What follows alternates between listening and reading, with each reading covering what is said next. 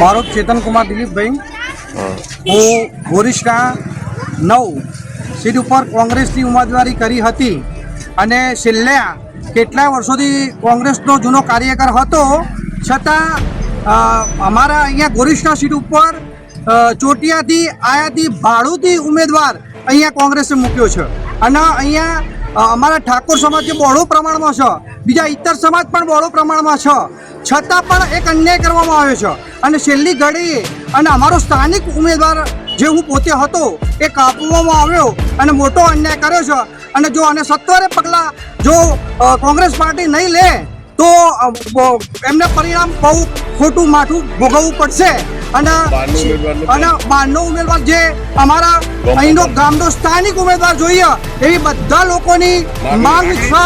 બરાબર? એટલે અમારા અહીંનો ઉમેદવાર જોવા નહીં તો આનું પરિણામ ખરાબ આવશે. એટલે થોડા જ સમયમાં હજી કોંગ્રેસ પાસે સમય છે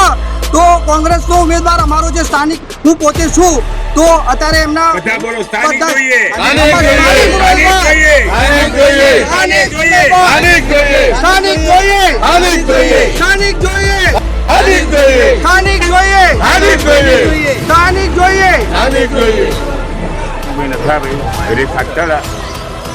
મારી એક જ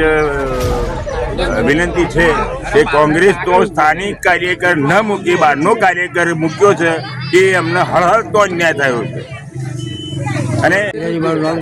સ્થાનિક અમારા ગોરીશના લોકો સાક્ષા લોકો અમારું ઉમેદવાર જુએ આ ના ચાલે બરોબર. આનું પરિણામ